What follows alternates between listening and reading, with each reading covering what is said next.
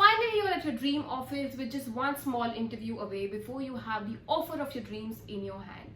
And while there could be many questions that the interviewer might ask, what's your greatest weakness is one question that is most likely to be raised. Hi guys, welcome back to Shrofile. My name is Simran Keswani, and today in this video I will be talking about how to answer what's your greatest weakness. But before I do that, please take a moment to subscribe to our channel and also press the bell icon so you can get latest updates from us every time we come online. Now without further ado, let's get started. Now before I tell you how to answer this question, let me tell you how to not answer this question.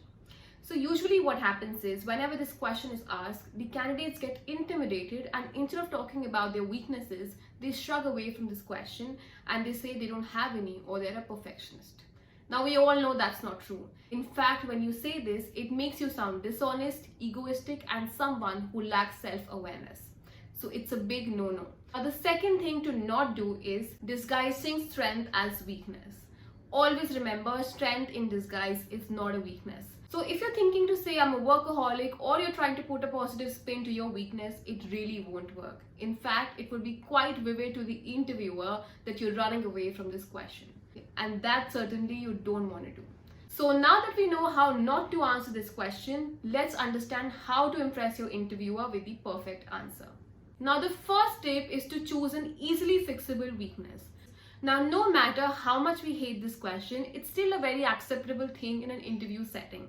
And unfortunately, we have to lay our cards open. But having said that, we can always choose what to include and what to exclude. So make sure to choose an easily fixable weakness. Because if you choose something that's a part of your personality trait or cannot be changed, then it's going to be a straight up red flag for you. For example, if you say you're short-tempered or you have anger management issues, then it's a part of who you are which cannot be changed overnight. So the interviewer might not be ready to put his best bet on you. So that was about the first point. Let's move on to the second tip. Now the second tip is to make sure that your weakness doesn't handicap the job role. Yes, you have to be honest about your weakness, but that doesn't mean to blurt out the first negative issue of yours that comes in your mind. The entire point of the employer to ask this question is to make sure that your weakness wouldn't be a hindrance for the job role. So make sure to be more strategic while exposing your flaws.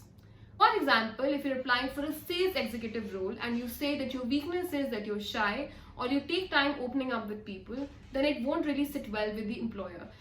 Because the core of the job is to interact with people and maintain relations. So that was about the second tip. Let's move on to the third tip now. The third tip is to share your improvement plan. Whenever you're listing out your flaws, make sure to actively remind the recruiter about your improvement plan. It shows that you have not merely acknowledged your flaws, but you're also working on it to eradicate it completely. And it also shows that you're open for learning and improving, which gives a very positive impression. So that was about all the tips on how to answer your weakness. Now let me also share with you some examples of some acceptable weaknesses. The first example is impatient. It's a very acceptable weakness.